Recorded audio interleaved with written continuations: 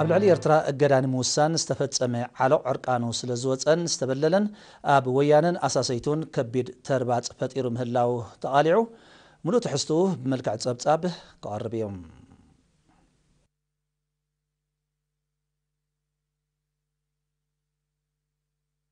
ኣብ ልዕሊ ኤርትራ እገዳን ምውሳን ዝተፈጸመ ዓሎቕ ዕርቃኑን ናወፀን እናተበለለን ከም ውፅኢቱ እገዳ ናይ ምልዓል ቃና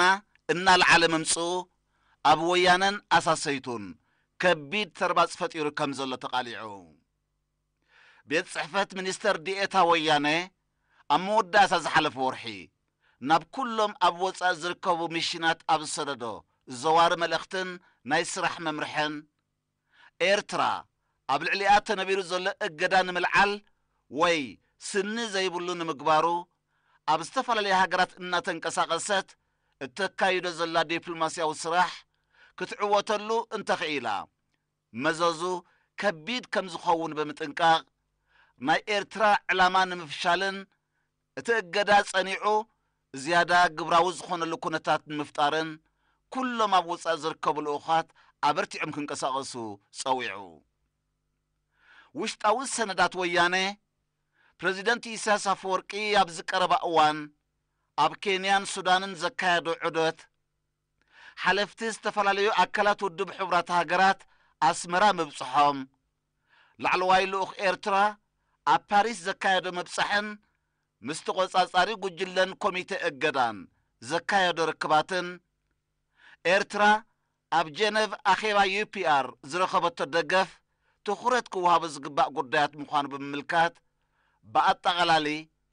ኣብ ልዕሊ እቲ እገዳ ኣሉታዊ ኣመለኻኽታ እናዓበየ መምጽኡ ንኤርትራ ምቹእ ኩነታት ክፈጥረላ ዝኽእል ሓደገኛ ኣንፈት ምዃኑ ኣስሚሩሉ ኣብ ልዕሊ ኤርትራ ዝሓለፈ ብቁፅሪ 1907 2023 ዝፍለጡ ክልተ ብይናት እገዳ ብቀለም ሕብራት መንግስታት ኣሜሪካ ዝተሰናድኡ ምዃኖም ሓድሽ ሓበሬታ እኳ እንተዘይኮነ ውሽጣዊ ሰነዳት ወያነ ነዚ ሓቂ እዚ እውን ደጊሙ ኣረጋጊጽዎ ኣሎ። እቲ ሰነድ መልእኽቱ ኣብ ምጥቕላል ነቲ ርሳስ ሒዛቶ ዘላ ሃገር ዩናይትድ ስቴትስ ስለ ዝኾነት ንሳ ንመርገፂኣ ክሳብ ዘይቀየረት እገዳ ናይ ምልዓል ሓደጋ ክህሉ ይኮነን የግዳስ ስኒ ዘይብሉ ክኸውንን እናተባሕጎጎ ክኸይድን ዘሎ ዕድል ዕጹው ኣይኮነን ነዚ ንምክልኻል ድማ እዩ ብወገና ሓያል ጻዕሪ ክካየድ ዘለዎ ብምባል ንውጥን ወያንን ኣሳሰይቱን ኣነጺሩ ኣቕሪብዎ ኣሎ ተዓዘብቲ ሙሉእ ስእሊ ምንቲ ክወስዱ ሚኒስትሪ ዜና እቲ ሰነዳት ከም ዘለዎ ብማዕከናት ዜና ክዝርግሖ ምዃኑ የፍልጥ ኣብ ወደባዊት ከተማ ባጻዕ ተረኪና ዘላ ፋብሪካ መፍረ ውፅኢት ፕላስቲክ ኣብ ልምዓታዊ ንጥፈታት ውፅኢታዊ ኣበርክቶ ትገብር ከም ዘላ ኣካያዲ ስራሕ ናይታ ፋብሪካ ኣቶ መሓሪ ሰጊድ ሓቢሮም ኣቶ መሓሪ ንየሪና ብዝሃቦ ሓበሬታ እታ ፋብሪካ ኣብ ዓመት 2008 ብትሑት ዓቕሚ ደረጃኡ ዝሓለወ ኣብ ልምዓትን ህንፀትን መንግስታዊ ትካላት ጥራይ ዝውዕል 15 ዓይነት ሻምብቆታት ማይ ብምፍራይ ስርሓ ከም ዝፈለመ ጠቒሱ ሕርሻዊ ንጥፈታት ናብ ዘመናዊ ንምቕያር ኣብ ዝካየድ ዘሎ ዕቱብ ጻዕሪ ከዓ ምዕቡል መሳርሕታት ብምትእትታው ንነጠብጠባዊ ሕርሻ ዘገልግል ካብ 16 ክሳብ 20 ሚሊሜትር ሰንጣቒት ዘለዎም ሻምብቆታት ማይ ተፍሪ ከም ዘላ ረድዮም ኣቶ መሓሪ ስዒቡ ኣብዚ እዋን እዚ ብውሽጣዊ ዓቕምታት ትካል ነቲ ቅድሚ ሕጂ ካብ ወፃኢ ዝመጽእ ዝነበረ ሻምብቆታት ማይ ዘጋጣጥም ዘተኣምን ፍርያት ተፍሪ ከም ዘላ ጠቒሱ ሓደስቲ ማሽነሪ ብምትእትታው ካብ 63 ክሳብ 400 ሚሊሜትር ሰንጣቒት ዘለዎ ሻምብቆታት ማይ ከተፍሪ ብምጅማራ እውን ፍርያታ ሙሉእ ብምሉእ ኤርትራዊ ውፅኢት ክኸውን ከም ዝበቕዐን መፋረቕ 2014 ናብ ተሰነይ ኣስመራን ባጽዕን መሸጢ ቦታ ብምኽፋት ንዕዳጋ ክተቕርብ ምዃናና ረድዮም ኣብቲ ትካል ዝነጥፉ መንእስያት ብዘይካቲ ዘጥረይዎ ሞያ ሓድሕዳዊ ተመክሮታት ከም ዝለዋወጡን ልዕሊ ሓደ ሞያ ሒዞም ብንጥፈት ይዋስኡ ከም ዘለውን ዝሓበረ ኣቶ መሓሪ ጸገማት ኣብ ዘጋጥመሉ እዋን ንምብድሁ ዘርእይዎ ምትዕፅጻፍን ልዑል ዲስፕሊንን ናይ ስራሕ መንፈስን ኢዶም ኣብቲ ስራሕ ነዊሕ ዓመታት ዝሰርሑ ኣብርሃም ክፍለ ዮሐንስ ሚካኤልን ዳዊት ክንዲሽሕን ናብ ዝሃብዎ ርእይቶ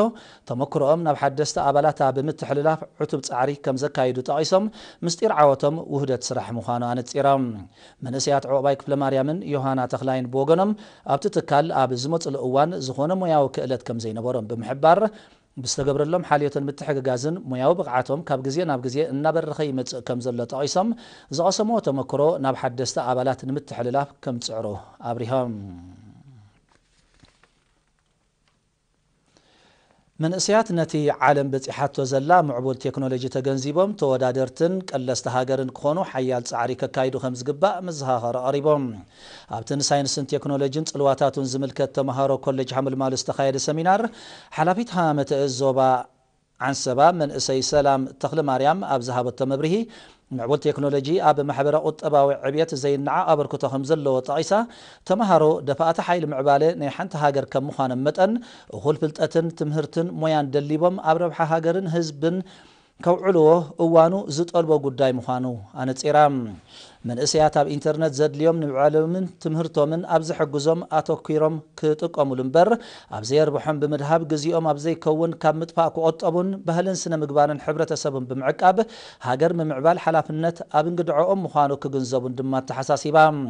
ሓላፊ ምክትታል ጉዳያት ተምሃሮ ኮሌጅ ሕርሻ ሓምልማሎ መምህር ሰሎሞን ተስፋይ ብወገኑ ሎሚ ኮሌጃት ኤርትራ ግብራዊ ትምህርቲ ምስ ቴክኖሎጂ ዝኸይድ ተበላሓትነት መንእስያት ንምዕባይ ካብ ተቐዳምነት ተሰሪዑ ዘሎ መደብ ምዃኑ ብምብራህ መንእስያት ንምህዞታት ኣብ ምድናእ ከይተሓጽሩ ካብኡ ትምህርቲ ብምቕሳም ናይ ገዛእ ርእሶም ስራሓት ከበርክቱ ብምምካር ኮሌጅ ሓምልማሎ ጠለባት ተምሃሮ ኣብ ቴክኖሎጂ ንምምላስ ከም ጽዕር ኣብሪሆም ተምሃሮ ብወገኖም ዓውዲ ቴክኖሎጂ በፂሕዎ ዘሎ ደረጃን ኣምፂእዎ ዘሎ ለውጥን ብተገዳስነት ይከታተልዎ ምህላዎምን ክሰርሕሉ እውን ከም ጽዕርን ብምምልካት ነቲ ስራሕ ዘሐይል ፋይናንስያዊ ሓገዛት ከምኡን ምትብባዕ ክግበረሎም ተላብዮም ነፈርቲ ኣበልባ ንኡስ ዞባ ደቀ ምሓሬ ኣብ ሶምን ክልተ ግዜ መሬቶም ካብ ጎቦታት ብዝመጽእ ውሕጅ ከይብሕጎግ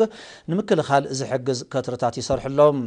ኣመሓዳሪ ኣፈልባ ኣቶ ኪዳነ ገብረ የሱስ ኣብ ዝሃቦ ሓበሬታ ካብ ፈለማ ወርሒ ለካቲታት ሒዞም ክሳብ ዝእዋን ናብ ሕርሻ መሬት ዘውርድ ማይ ክዖ ካብ ላዕሊ ክሳብ ከባቢ ግራውቶም ከትርታት ይስራሓሉ ከም ዘሎ ብምሕባር ድሕሪ ምዝዛም ምስራሕ ከትርታት ከዓ ስርሖም ናብ ምምድማድ መሬት ሕርሻ ከም ዝቕይሩ ኣነጺሮም ኣቶ ኺዳና ኣስዒቡ ኣብ ዝወፍራዊ ማእቶት ኣብ ሓደ እዋን ከባቢ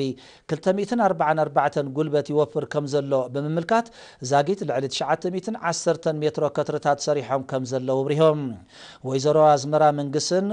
ወይዘሮ ምሕረት ተስፋ ሚካኤልን ብወገንን ኣብ ትሕቲ ዝሰርሕኦ ዘለዋ ከትርታት ዳጉሻን ዕፉንን ዝዝረኦ ግራውቲ ብምህላው ውፅኢት ዝሓምድን ማይ ንምዕቃብ ዝተሰርሐ ልዑል ክኸውን ዘለወን ትፅቢት ገሊፀን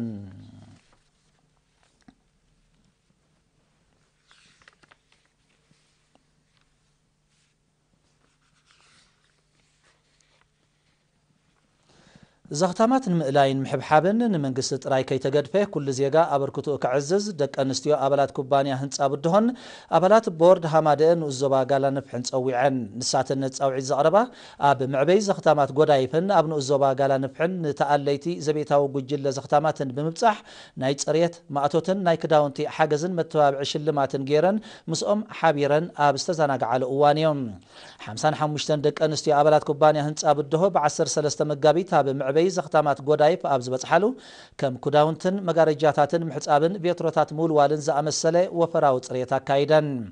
الدوان برهاماده كوبانيا هنس أبدهو ويزورو قادش برهي ويزورو أبا برهانن من إسي رهواتات دسن نابزهابو أريتو እቶም ብዝተፈላለየ ምኽንያታት ዘኽቲሞም ተዓቂቦም ዝእለይ ዘለዉ ህፃናት ብሓልዮትን ፍቕርን እንተዳ ዓብዮም ብሩህ መጻኢ ዘለዎም ክኾኑ ከም ዝኽእሉ ጠቒሰን መንግስቲ ነዞም ዘኽታማት ኩሉ ዘድሊ ኣልያ እናገበረ የዕብዮም እኳ እንተሎ ብኸምዚ ኣገባብ ምስኣቶም ምፅምባር ግን زيادة فقري كم زحدر اللهم نع عندما نحلنا عرفتي كم زفتر لنا رديان نعسر شوعات عامتات هبتي مقلي زختامات زسرحت ويزر قدي قبركي دان دما هزبيرترا أب زختامات بزلو حاليوتن ناي مقلايم ورالا وحلاف النتن بولكن بوجلن استفلا لي حاجزات كم زقبر بمحبر أبلات كوبانيا هنس أبدهو نزو صدو تبقوس مسجينام أبلات بورد هامادن وزبا قالا نبحي بوغنن أبتن وزبا نزركوب زختامات تقليتي زبيتاوي بوجلي ناي كداون ክዳውንቲ ሓገዝ ኣብቲ ንኡስ ዞባ ልዑል ነጥብን ዘመዝገባ ደቂ ኣንስትዮ ተምሃሮ ድማ መተባብዒ ሽልማት ሂበን ካብቲ ኣለይቲ ዘቤታዊ ጉጅለ ዓዲ ጉዕዳድ ተምሃራይ ሻውዓይ ክፍሊ ሚካኤል ጊደወን ድማ استقبرلهم حاجز نتوم تأليتي فنانهم زعب مخانو بمحبار اتن دك انستيو نايتن الزباه نزو صدقه تبقصو مقصوم